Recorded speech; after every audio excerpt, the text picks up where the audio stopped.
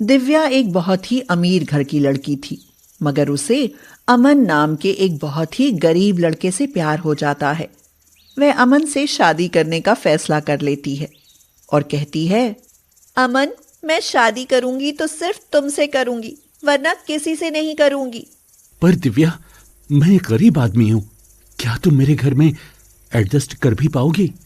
तुम्हारे प्यार के लिए मैं सब एडजस्ट कर लूंगी अमन। दिव्या के प्यार के सामने अमन हार मान लेता है और उससे शादी करने के लिए तैयार हो जाता है। दिव्या की माँ शारदा उनकी शादी बड़ी ही धूमधाम से करती है और विदाई के वक्त दिव्या से कहती है, बेटी, अगर तुम और अमन मेरे साथ रहते तो अच्छा रहता। इस बात को अमन नहीं मान रहा माँ, पर तुम चिंता मत करो, हम तुम्हारा बराबर ख्याल रखते रहेंगे। दिव्या ससुराल आती है तो देखती है कि अमन का घर तो एक झोपड़ी से ज्यादा कुछ नहीं है। कच्ची दीवारें, कच्ची छत और सुविधाओं के नाम पर हर तरफ कंगाली। यह देख दिव्या हैरान रह जाती है और कहती है, अमन, ये घर है या झोपड़ी? ऐसी जगह कैसे रह पाते हो तुम? जैसे अब तुम रहोगी दिव्या, मेरा मतलब है कि अब तुम इस घर में रहोगी तो खुद ही समझ जाओगी कि मैं कैसे रहता हूँ। यह कहकर अमन हंसने लगता है। फिर बेटे और बहू की बातें सुनकर अमन की माँ कमला कहती है, बेटी, इस झोपड़ी में भले तुझे ठाट बाट ना मिले, पर प्यार महलों से ज्यादा जरूर मिलेगा। सच माँ जी, फिर तो मुझे कोई शिकायत नहीं रहेगी। मैं आज से ही आप दोनों की तरह रहना शुरू कर दूंगी। उस दिन के बाद दिव्या सचमुच सब कुछ भुलाकर गरीब पति और सास के साथ मिलजुल कर रहने लगती है। वह घर के सब काम खुद करने लगती है। चूल्हे पर खाना बनाना सीख लेती है, कपड़े धोना, सुखाने और इस्त्री करना सीख लेती है। घर की साफ सफाई भी खुद करती है। एक दिन दिव्या चूल्हा जलाने में काफी दुखी हो रही होती है और कह रही होती है, उफ, धुआं ही धुआं, ये लकड़ियां तो जल ही नहीं रही। हाय, पता नहीं आज खाना बन भी पाएगा या नहीं। दिव्या को इस तरह परेशान देखकर उसकी सास कमला कहती है, तू परेशान ना हो बहू, कल से तुझे चूल्हा फूंकने से छुटकारा मिल जाएगा। मैं तेरे लिए गैस चूल्हा खरीद दूंगी। पर गैस चूल्हे के लिए पैसा कहाँ से आएगा माँ जी? तू चिंता ना कर, मैंने काफी पैसे जोड़ कर रखे हैं, उन्हीं में से ला दूंगी। अगले ही दिन घर में गैस चूल्हा आ जाता है और दिव्या को दम घोटने वाले लकड़ी चूल्हे से निजात मिल जाती है। घर में गैस का चूल्हा देख अमन कहता है, माँ, तुम्हारे पास इतने पैसे कहाँ से आए? अरे आए कहाँ से, मैंने उम्र भर जमा करके रखे हैं बेटा। बहू को गरीब की झोपड़ी में अमीरों जैसी कोई तो सुविधा मिले, बस इसीलिए थोड़े पैसे खर्च कर दिए। कमला यह कहकर बात को टाल देती है और फिर दिव्या को हाथ से कपड़े धोने में परेशान देखती है तो उसके लिए वॉशिंग मशीन ला देती है। इस पर दिव्या हैरान होते हुए पूछती है, अरे इस वॉशिंग मशीन की क्या जरूरत थी माँ जी? अरे जरूरत ना होती तो लाती ही क्यों, तुझे हाथों से कपड़े धोते मुझसे देखा ना गया बेटी। फिर गर्मी का मौसम आता है तो भयंकर गर्मी पड़ने लगती है। दिव्या को गर्मी में मटके का पानी नहीं भाता तो वह फ्रिज का ठंडा पानी पीने के लिए बेचैन होने लगती है और कहती है, मुझसे तो इस गर्मी में मटके का पानी पिया ही नहीं जाता। काश फ्रिज का ठंडा पानी पीने को मिल जाता तो कितना अच्छा होता। बहू, तू चिंता मत कर बेटी, मैं तेरे लिए आज ही फ्रिज मंगवा देती हूँ। फिर उस दिन घर में फ्रिज आ जाता है और दिव्या को पीने के लिए फ्रिज का ठंडा पानी मिलने लगता है। फिर कुछ दिन बाद दिव्या गर्मी से परेशान रहने लगती है तो कमला उसके लिए झोपड़ी में एसी लगवा देती है। यह देख दिव्या को अपनी सास पर संदेह होने लगता है और वो सोचती है, माँ जी रहती तो झोपड़ी में है, पर पैसा महल वालों की तरह खर्च कर रही हैं। आखिर इनके पास इतना पैसा आता कहाँ से है? कुछ दिन बाद धीरे धीरे झोपड़ी जैसे घर में अमीरों जैसी सारी सुख सुविधाएं आ जाती हैं और दिव्या एक झोपड़ी में रहकर भी अमीरों सा जीवन जीने लगती है। फिर एक दिन अचानक ही उसकी सहेली नताशा उससे मिलने आती है और पूछती है, दिव्या, तुम अपने गरीब ससुराल में खुश भी हो ना? यार, मेरा ससुराल बस कहने को ही गरीब झोपड़ी वाला ससुराल है। ठाट बाट तो इसमें महलों जैसे हैं ना। बताओ तो किस चीज की कमी है यहाँ? यह सुनकर नताशा मुंह बनाते हुए कहती है, हाँ, यह महलों जैसा ठाट बाट भी तुम्हारी माँ के पैसे का है। क्या जानती भी हो, तुम्हारी लालची सास तुम्हारी अमीर माँ से तुम्हारे नाम पर खूब पैसा ऐड कर लाती है। तुम ये क्या कह रही हो नताशा? ठीक ही कह रही हूँ। तेरा फायदा उठाकर तेरी सास अपनी गरीबी दूर करने में जो लगी है। यह सुनकर दिव्या को अपनी सास पर बड़ी लानत महसूस होती है और वो कहती है, माँ जी, आपने ऐसा क्यों किया? आपको मेरी माँ से पैसा मांगने की क्या जरूरत थी? उनके पैसे से तो ये चीजें मैं भी खरीद सकती थी। माँ, तुम इतनी लालची कैसे हो गई? बेटा, मैंने कोई लालच नहीं किया। यह सब करने के लिए तो दिव्या की माँ ने ही मुझे मजबूर किया था। एक दिन इसकी माँ ने मुझे बुलाया और कहने लगी, कमला बहन, मेरी बेटी को अमीरों की तरह रहने की आदत है। मैं नहीं चाहती कि वह आपके घर में छोटी छोटी चीजों के लिए तरसे। इसीलिए कुछ जरूरत की चीजें उनको मेरी तरफ से खरीद कर दे देंगी तो आपकी बड़ी मेहरबानी होगी। पर इस बारे में मेरी बेटी को कुछ मत बताना। माँ जी, मैंने आपसे कब कहा कि मेरे लिए ये चीजें खरीद कर ला दीजिए? अमन, मैंने आपसे घर जमाई बनकर रहने को कहा तो आपने मना कर दिया। फिर अब यह लालच क्यों? क्या मैंने आपकी गरीबी से कोई शिकायत की? दिव्या, माँ ने जो भी बताया, क्या वो झूठ है? हाँ, झूठ है अमन। अब आप मेरे साथ चलिए, हम दोनों माँ के साथ रहेंगे। पर मैं अपनी माँ को छोड़कर नहीं जा सकता दिव्या। तो फिर मैं चली अपनी माँ के पास। माँ जी, ये गैस चूल्हा, washing machine, TV, fridge, AC सब आपको मुबारक।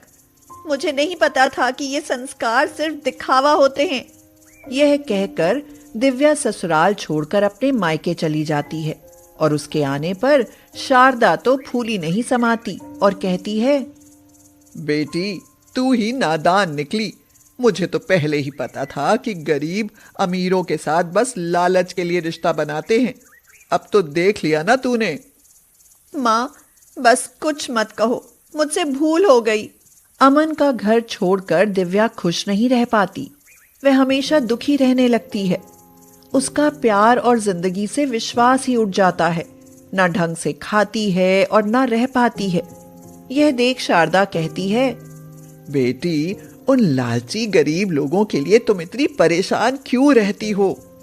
माँ, पता नहीं किस मनहूस राक्षस की नजर लग गई। मुझे समझ नहीं आ रहा कि जो मुझे पलकों पर बैठाकर रखते थे, वे इतने खुदगर्ज कैसे हो गए। बेटी, ये गरीब होते ही ऐसे हैं। इनके बारे में ज्यादा मत सोचो। कुछ दिन बाद अचानक ही शारदा गंभीर रूप से बीमार हो जाती है और उसे अपनी करनी पर पछतावा होने लगता है। वह कहती है, बेटी, तेरा पति और तेरी सास तुझे बहुत प्यार करते हैं। तेरी सास ने मुझसे कुछ नहीं मांगा था। मैंने ही उसे वो सब चीजें देने के लिए मजबूर किया था ताकि तू मेरे पास लौट आए। यह सुनकर तो दिव्या के पैरों के नीचे से जमीन ही खिसक जाती है। उसे अपने पति और सास पर बहुत प्यार आता है और हद से ज्यादा गर्व होता है। वह तुरंत अमन और कमला से अपनी गलती की माफी मांगती है। फिर सब मिलकर बीमार शारदा की देखभाल करते हैं और वह ठीक हो जाती है। शारदा और कमला एक दूसरे की तकलीफ समझ जाती हैं और सब खुशी खुशी साथ साथ रहने लगते हैं। गगन जंगल से जलाने की लकड़ियां लाता और उन्हें शहर लाकर बेच देता। एक दिन गगन लकड़ियां लेने जंगल में जाता है तो भयंकर तूफान में फंस जाता है। वह रास्ता भटक जाता है और जंगल के बीच एक आदिवासी गांव में पहुंच जाता है। उस गांव की सभी औरतें पत्तों के बने बहुत ही सुंदर गाउन पहनकर घूम रही थीं। यह देख गगन आश्चर्यचकित रह जाता है और सोचता है, अरे वाह, यहाँ तो औरतें और लड़कियां पत्तों के बने गाउन पहनकर घूम रही हैं। सब कितनी सुंदर लग रही हैं। वहीं कोमल नाम की एक बहुत ही सुंदर आदिवासी लड़की गगन पर आकर्षित हो जाती है और दोनों में प्यार हो जाता है। गगन कोमल से शादी कर लेता है और उसे अपने घर ले आता है। शारदा, जो गगन की माँ है, पूछती है, अरे ये जंगली लड़की कौन है बेटा, और तू इसे यहाँ क्यों लाया है? तो गगन ने कहा, माँ, ये तुम्हारी आदिवासी बहू कोमल है। शारदा बोली, ठीक है बेटा, जंगली ही सही, आखिर तू बहू तो ले ही आया। शारदा को कोमल का सुंदर नयन नक्श और गोरा रंग तो बहुत पसंद आता है, मगर उसका पत्तों का गाउन उसको बिल्कुल भी नहीं भाता। इसीलिए वह कोमल को एक साड़ी देते हुए कहती है, अरे अब तन पर पत्ते लपेटना छोड़ और यह साड़ी पहन ले। यह जंगल नहीं, शहर है। लोग देखेंगे तो हंसने लगेंगे तुझ पर। अरे नहीं नहीं माँ जी, कोई मुझ पर हंसे या रोए, मैं तो यही पोशाक पहनूंगी। नहीं पहननी मुझे साड़ी। यह सुनकर तो शारदा अपना माथा पीट लेती है और कहती है, मेरा गगन भी पागल है, पता नहीं कहाँ से उठा लाया इस जंगली लड़की को।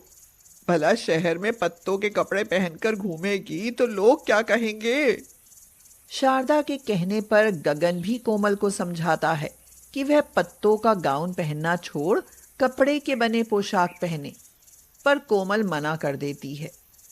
एक दिन वह शारदा के साथ बाजार जाती है तो कुछ लोग उसे पत्तों के गाउन में देखकर हंसने लगते हैं। एक आदमी कहता है, अरे वाह, क्या ड्रेस पहनी है, पत्तों का गाउन। औरत बोली, अरे ताई, घर में कपड़ों का अकाल पड़ गया था क्या, जो बहू को अपने लिए पत्तों का गाउन सीना पड़ा। लोग कोमल का पत्तों का बना गाउन देखकर तरह तरह की बातें कर ही रहे थे कि तभी वहां आयशा की कार आकर रुकती है। आयशा कोमल का पत्तों का गाउन देख खुशी से झूम उठती है और पूछती है, अरे वाह, क्या सुंदर गाउन है, तुमने खुद सिला है क्या? हाँ, मैंने खुद सिला है। मैं ऐसे एक से एक सुंदर गाउन सिल सकती हूँ। कुछ दिन बाद आयशा को एक फैंसी ड्रेस कॉन्टेस्ट में भाग लेना था और वह अपने लिए कोई खास फैंसी ड्रेस बनवाने की सोच रही थी। आयशा को पत्तों से बना गाउन इतना पसंद आता है कि वह कोमल को 2000 रुपए देते हुए कहती है, ये लो 2000 एडवांस, और मेरे लिए एक ऐसा ही गाउन बना दो प्लीज। कोमल ने कहा, इससे भी सुंदर गाउन बनाऊंगी। कोमल बहू के पत्तों के गाउन का ऐसा असर देखकर शारदा मन ही मन हैरान हो जाती है और खुद से कहती है, चलो कोई तो मिला जिसने बहू के इस जंगली पहनावे की कुछ कदर की। कोमल आयशा के लिए पत्तों का बहुत ही सुंदर गाउन सिलती है। वह उस पर रंग बिरंगे फूलों की झालर बनाती है। इससे गाउन और अधिक सुंदर लगने लगता है। आयशा को गाउन बहुत पसंद आता है और वह उसे पहनकर फैंसी ड्रेस कॉन्टेस्ट में प्रथम आती है। सब उसकी आदिवासी पोशाक की खूब प्रशंसा करते हैं। आयशा पुरस्कार लेकर जाने लगती है तो जगमोहन उसके पास आता है और पूछता है, सुनिए, आपने ये गाउन कहाँ से बनवाया है? क्या आप मुझे उस दर्जी का पता दे सकती हैं? इस पर आयशा ने पूछा, पर आप उसका पता लेकर क्या करेंगे? देखिए, मेरी गारमेंट की दुकान है। कभी कभी ऐसी फैंसी पोशाक के ग्राहक भी आ ही जाते हैं। सोचता हूँ कि एक दो ड्रेस बनवा कर देख लूं। आयशा जगमोहन को कोमल का पता दे देती है और एक दिन वह कोमल से मिलने उसके घर आता है। कोमल उस समय भी अपना पत्तों का गाउन पहने हुई थी। यह देखकर जगमोहन हैरान रह जाता है और पूछता है, अरे, आप तो खुद भी पत्तों का बना गाउन पहनती हैं। आप ही कोमल है ना? जी, मैं ही कोमल हूँ। कहिए, आपको मुझसे क्या काम है? आप बहुत अच्छे गाउन बनाती हैं। मेरी कपड़ों की दुकान है। मैं अपनी दुकान के लिए आपसे ऐसे ही 4 गाउन बनवाना चाहता हूँ। क्या आप गाउन बना देंगे? हाँ हाँ, जरूर बना दूंगी। तो ये लीजिए 5,000 एडवांस, और मेरे लिए 4 गाउन बना दीजिए। कोमल की आदिवासी पोशाक की ऐसी वाहवाही देखकर शारदा और गगन दोनों बहुत खुश होते हैं। कोमल शारदा को 5,000 रुपए देते हुए कहती है, माँ जी, यह लो पैसे। मैं सोच रही हूँ कि क्यों ना मैं घर में एक बुटीक खोल लूँ। हाँ हाँ बेटी, खोल ले बुटीक। इस गगन की तो कुछ खास कमाई है नहीं, हो सकता है तेरा ही काम चल निकले। जगमोहन कुछ दिन बाद आकर कोमल से 4 गाउन ले जाता है और फिर कुछ दिनों तक वापस नहीं आता। इधर कोमल अपने बुटीक में तरह तरह के गाउन बनाकर रखती है, पर उन्हें खरीदने के लिए कम ही ग्राहक आते हैं। यह देख कोमल उदास हो जाती है और शारदा से कहती है, माँ जी, लगता है इस तरह पोशाकें नहीं चलेंगी। बहू, हिम्मत ना हार।